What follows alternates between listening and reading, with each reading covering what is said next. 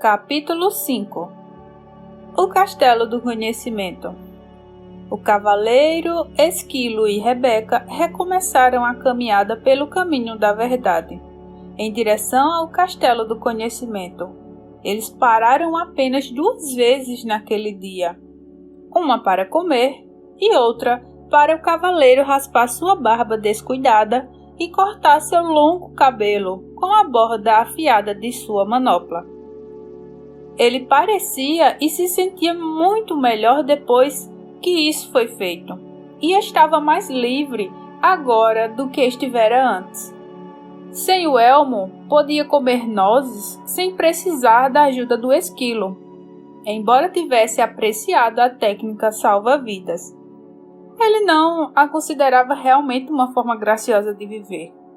Também podia se alimentar com as frutas e raízes com que tinha se acostumado. Nunca mais comeria pombos ou qualquer outra ave ou carne outra vez, porque compreendeu que fazer isso seria literalmente ter amigos para jantar. Pouco antes do cair da noite, o trio arrastou-se morro acima e contemplou o Castelo do Conhecimento à distância. Ele era maior do que o Castelo do Silêncio, e sua porta era feita de ouro maciço. Esse era o maior castelo que o cavaleiro já tinha visto, maior ainda do que aquele que o rei havia construído para si. O cavaleiro olhou fixamente para a impressionante estrutura, curioso por saber quem o teria projetado. Naquele exato momento, seus pensamentos foram interrompidos pela voz do Sam. O Castelo do Conhecimento foi projetado pelo próprio universo, a fonte de todo o conhecimento. O cavaleiro ficou surpreso, mas feliz de ouvir Sam novamente. "Estou contente por você ter voltado", ele disse. "Na verdade, nunca fui embora", replicou Sam. "Lembre-se de que eu sou você. Por favor, não quero passar por isso novamente. Como pareço agora que fiz a barba e cortei o cabelo?" "É a primeira vez que você tirou vantagem de ser encurtado", Sam respondeu. O cavaleiro riu da brincadeira de Sam. Ele apreciava seu senso de humor. Se houvesse qualquer semelhança entre o Castelo do Conhecimento e o Castelo do Silêncio, ele ficaria feliz em ter Sam como companhia. O cavaleiro, Esquilo e Rebeca cruzaram a ponte levadiça sobre o fosso que circundava o castelo e pararam diante da porta de ouro. O cavaleiro retirou a chave de seu pescoço e girou-a na fechadura.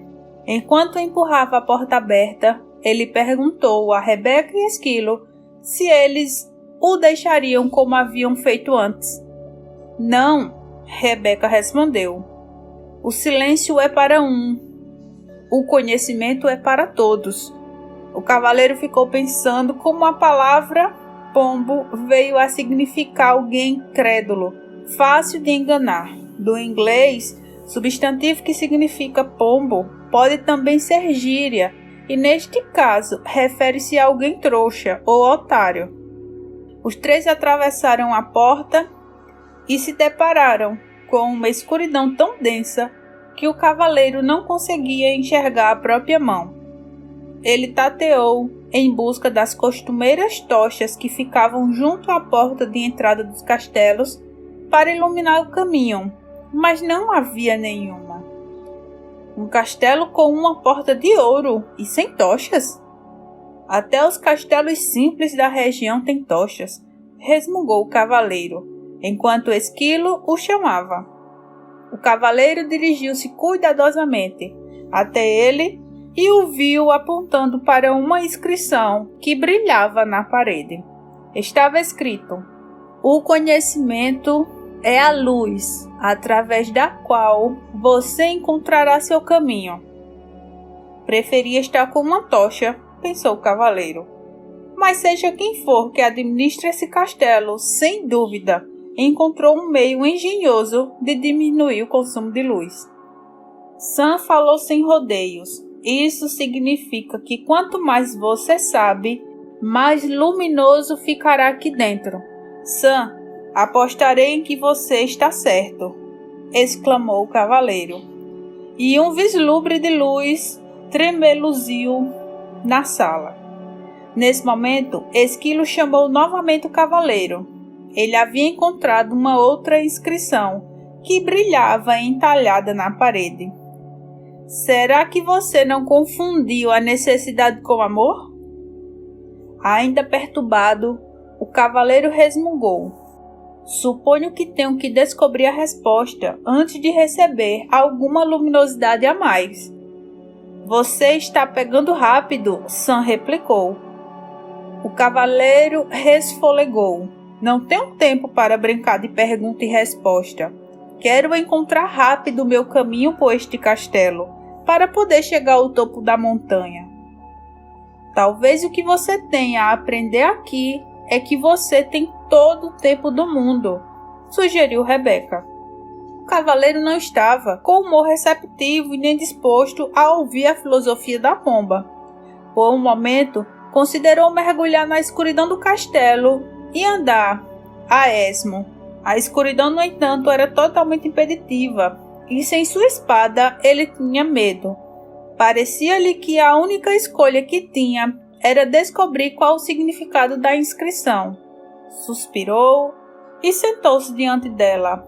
Leu-a novamente. Será que você não confundiu necessidade com amor? O cavaleiro sabia que amava Juliette e Christopher, embora tivesse de admitir que, antes de Juliette começar a ficar debaixo de tonéis de vinho, para esvaziar o conteúdo deles, boca abaixo, ele a amava mais. Sam disse sim, você amava Juliette e Christopher, mas não necessitava deles também? Penso que sim, concordou o cavaleiro.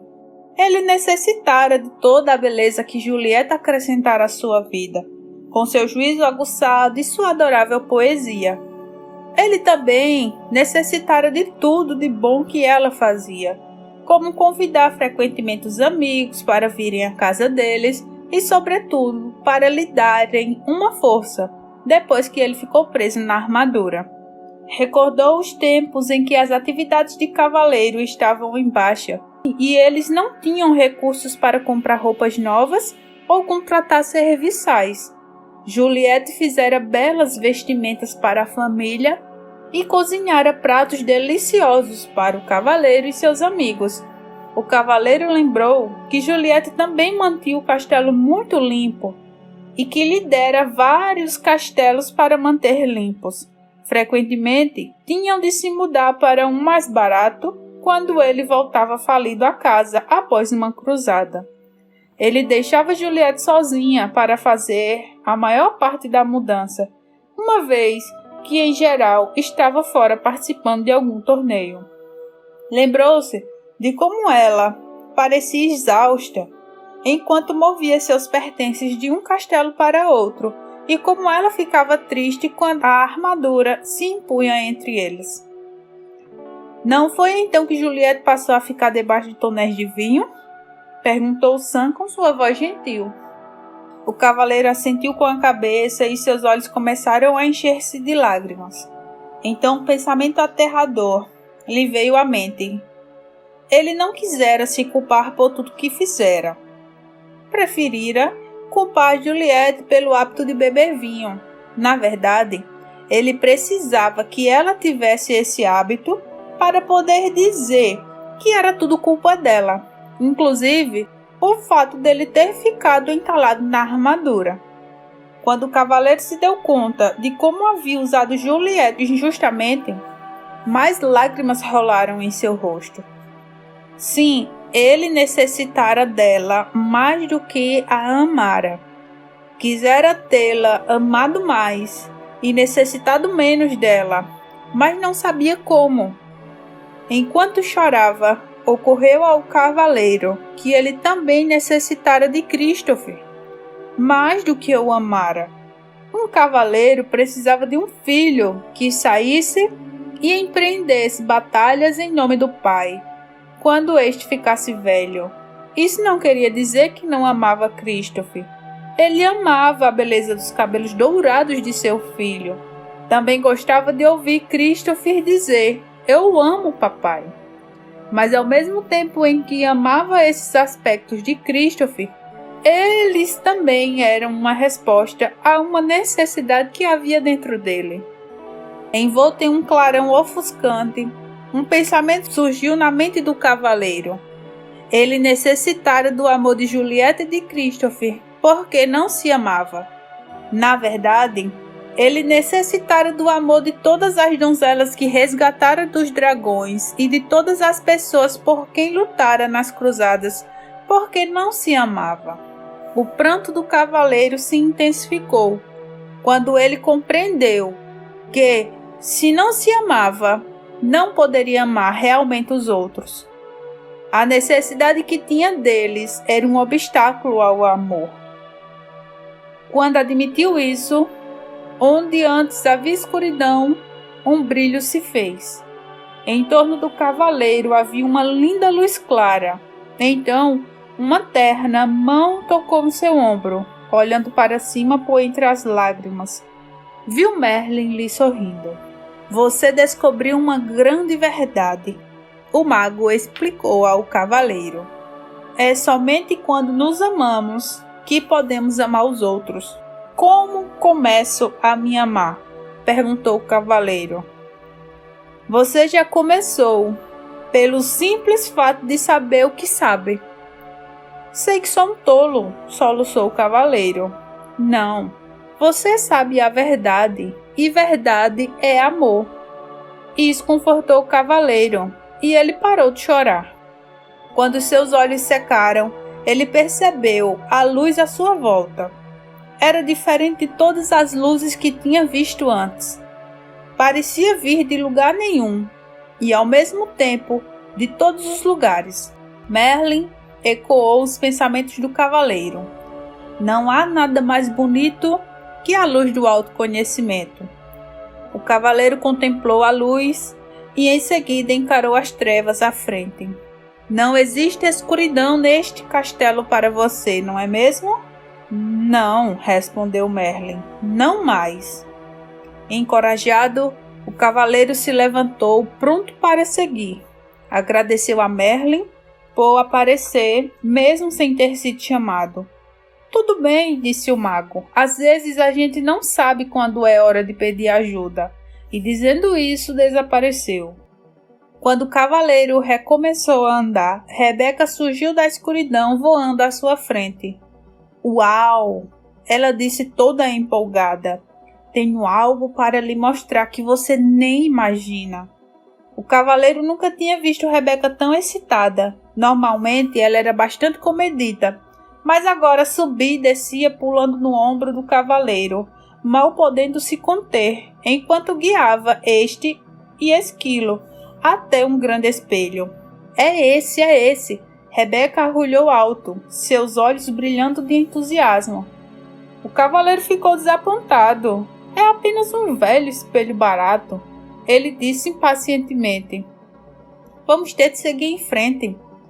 Não é um espelho comum, Rebeca insistiu. Ele não mostra como você parece, mostra o que você realmente é. O cavaleiro ficou intrigado, mas não entusiasmado. Ele nunca ligara muito para espelhos porque nunca se considerava muito atraente. Mas Rebeca insistiu, e então, relutante, ele se pôs diante do espelho e olhou fixamente para o reflexo. Para sua surpresa, em vez de um homem alto, com olhos tristes e nariz grande e encouraçado até o pescoço, viu uma pessoa charmosa e cheia de vida, cujos olhos brilhavam com compaixão e amor. Quem é esse? Ele perguntou. Esquilo respondeu. É você. Este espelho é uma impostura, disse o cavaleiro. Não é assim que me pareço. Você está vendo seu eu verdadeiro, explicou Sam. O eu que vive por debaixo dessa armadura. Mas, protestou o cavaleiro, olhando de forma penetrante para o espelho, este homem é um espécime perfeito e sua face é plena de beleza e inocência. Esse é o seu potencial, respondeu Sam.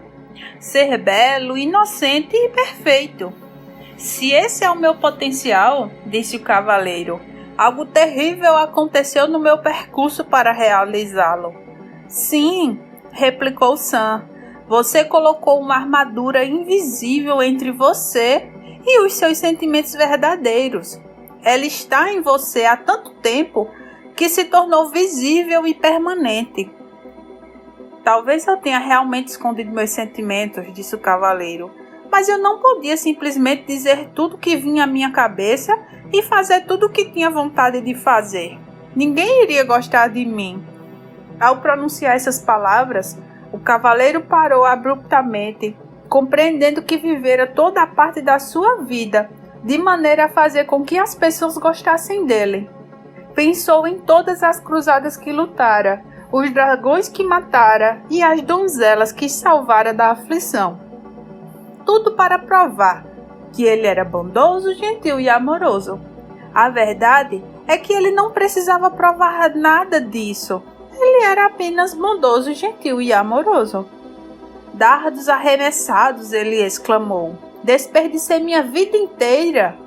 Não, disse Sam rapidamente. Ela não foi desperdiçada. Você precisava de tempo para aprender o que acabou de aprender. Mesmo assim, sinto vontade de chorar, disse o cavaleiro. Isso sim seria um desperdício, disse Sam. Em seguida entoou esta curta cantiga. Lágrimas de autopiedade em desprazer terminam. Não são as desse tipo que armaduras eliminam.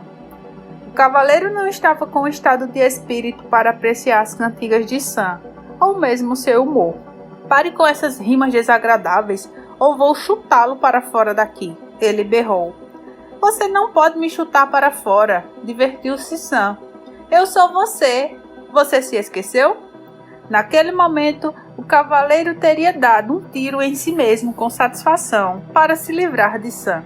Mas felizmente, as armas de fogo ainda não tinham sido inventadas. Parecia não haver jeito de se livrar de Sam. O cavaleiro olhou para o espelho mais uma vez. Bondade, amor, compaixão, inteligência e desprendimento retribuíram o olhar.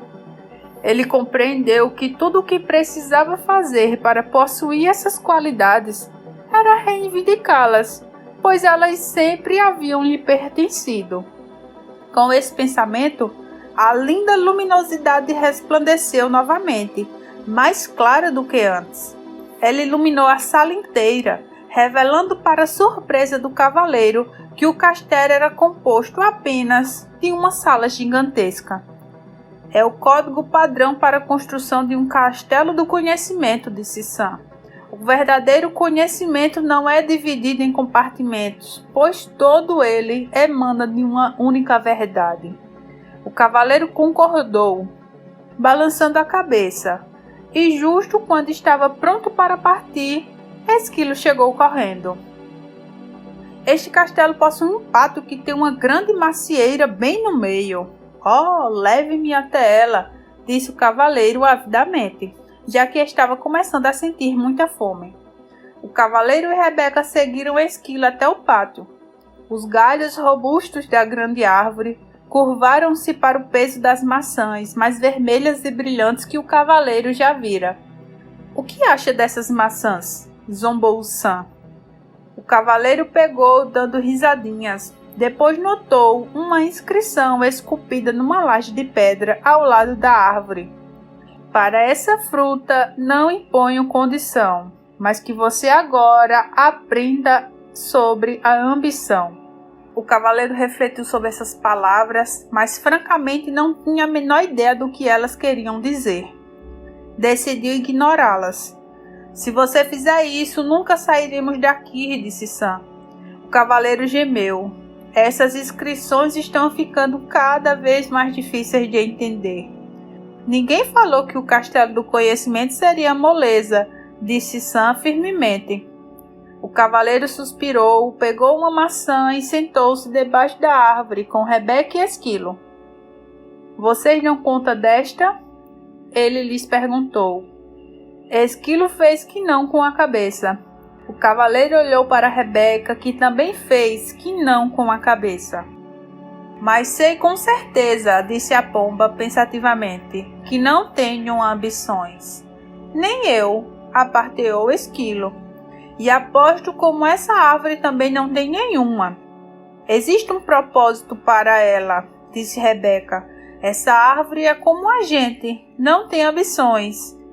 Talvez não se precise delas. Isso está correto para árvores e animais, disse o cavaleiro. Mas como seria uma pessoa sem ambição? Feliz, falou Sam abertamente. Não, acho que não. Vocês todos estão certos, disse uma voz familiar. O cavaleiro virou-se e viu Merlin em pé atrás dele e dos animais. O mago estava vestido com seu longo manto branco e carregava uma alaude. Estava prestes a chamá-lo, disse o cavaleiro. Eu sei, replicou o mago. Todos precisam de ajuda para entender uma árvore. As árvores estão satisfeitas simplesmente sendo árvores, assim como Rebeca e Esquilos estão felizes simplesmente sendo o que são. Mas os seres humanos são diferentes, protestou o cavaleiro. Eles possuem mentes. Nós também temos mentes, declarou Esquilo, que ficara um pouco ofendido. Desculpe, é que os seres humanos têm mentes bastante complicadas, que fazem com que desejem tornar-se melhores, explicou o cavaleiro. Melhores do que o quê? Merlin perguntou, tirando displicentemente um som do alaude. Melhores do que são, respondeu o cavaleiro. Eles nascem lindos, inocentes e perfeitos. O que pode ser melhor do que isso? Merlin perguntou. Não, estou querendo dizer que eles desejam ser melhores do que pensam que são e desejam ser melhores do que os outros são. Você sabe, como eu sempre quis ser o melhor cavaleiro do reino. Ah, sim, disse Merlin. A ambição originada dessa sua mente complicada o levou a tentar provar que você era melhor do que os outros cavaleiros. E o que há de errado com isso? Perguntou o cavaleiro defensivamente. Como você poderia ser melhor do que os outros cavaleiros quando todos eles nasceram lindos, inocentes e perfeitos como você? Estava feliz tentando, replicou o cavaleiro. Estava mesmo? Ou será que você estava tão ocupado tentando vir a ser que não podia desfrutar de ser simplesmente? Você está me deixando todo confuso, resmungou o cavaleiro. Sei que as pessoas necessitam de ambição. Elas desejam ser inteligentes e ter bons castelos e poder trocar o cavalo do ano passado por um novo. Elas desejam progredir. Agora você está falando sobre o desejo que o ser humano tem de ser rico.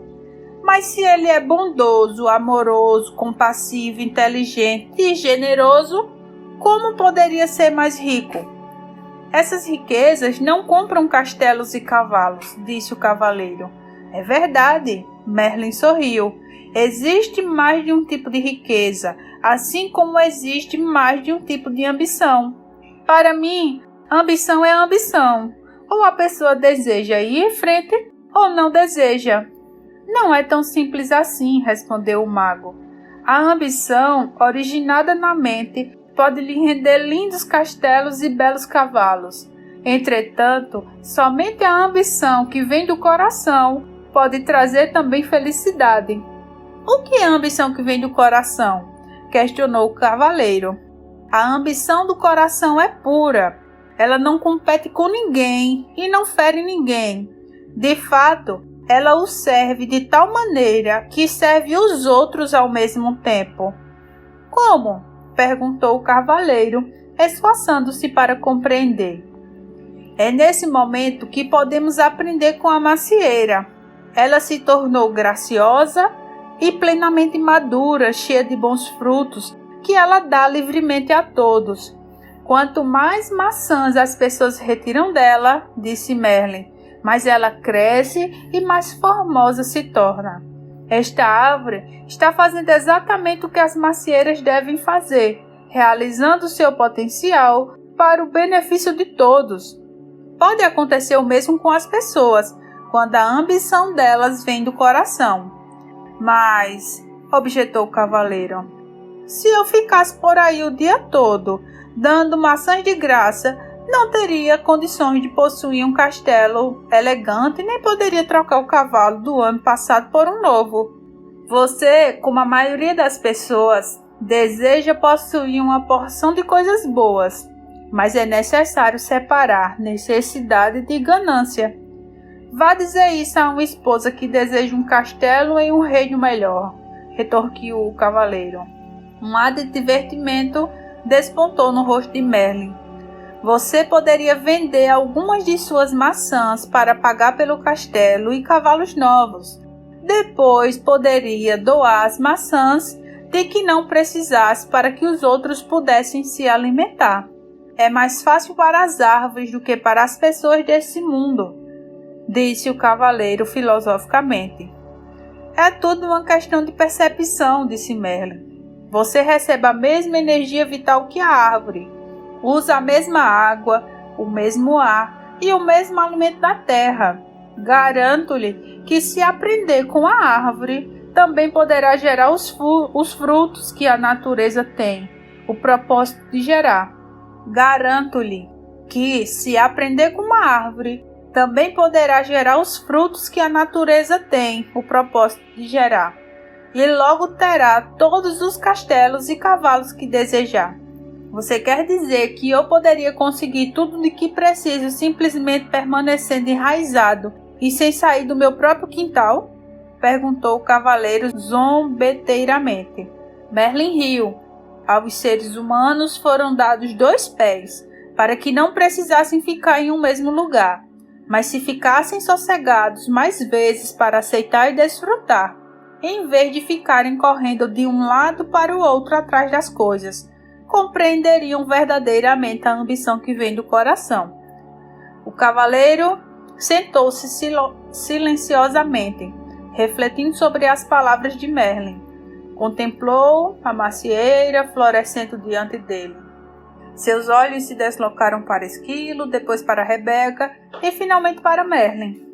Nem a árvore nem os animais tinham ambição, e a ambição de Merlin, nem a árvore nem os animais tinham ambição, e a ambição de Merlin vinha obviamente do coração. Todos eles pareciam felizes e bem nutridos, eram todos belos espécimes da vida. Em seguida, considerou a si mesmo, emagrecido e com uma barba que começava a ficar desgrenhada novamente. Estava subnutrido, nervoso e exausto de ficar arrastando sua pesada armadura de um lado para o outro. E tudo isso ele adquirira por causa da ambição de sua mente. E agora sabia que precisava mudar. A ideia era assustadora. Mas, ora, ele já perdera tudo, então o que tinha a perder? De agora em diante, minha ambição virá do coração, ele jurou. Ao pronunciar essas palavras, o castelo e Merlin desapareceram, e o cavaleiro encontrou-se de novo no caminho da verdade com Rebeca e Esquilo. Junto ao caminho havia um borbulhante riacho. Sedento, ele se ajoelhou para beber água e percebeu, um tanto surpreso, que a armadura sobre seus braços e pernas havia enferrujado e desprendido. Sua barba estava bastante longa novamente. Evidentemente, o castelo do conhecimento, como o castelo do silêncio, fizera truques com o tempo. O cavaleiro ponderou sobre esses fenômenos, um tanto curioso, e logo compreendeu que Merlin estava certo. Ele chegou à conclusão de que o tempo realmente passa rápido quando se está em contato consigo mesmo. Relembrou quantas vezes o tempo se arrastara indefinidamente quando tinha dependido dos outros para preenchê-lo. Tendo se livrado de toda a armadura, exceto do peitoral, o cavaleiro sentiu-se leve e jovem, como há muitos anos não se sentia. Ele também descobriu que estava gostando de si, como há muito tempo não gostava. Com os passos firmes de um jovem, partiu em direção ao castelo da vontade e da ousadia, com Rebeca voando acima dele e Esquilo volteando nos seus tornozelos.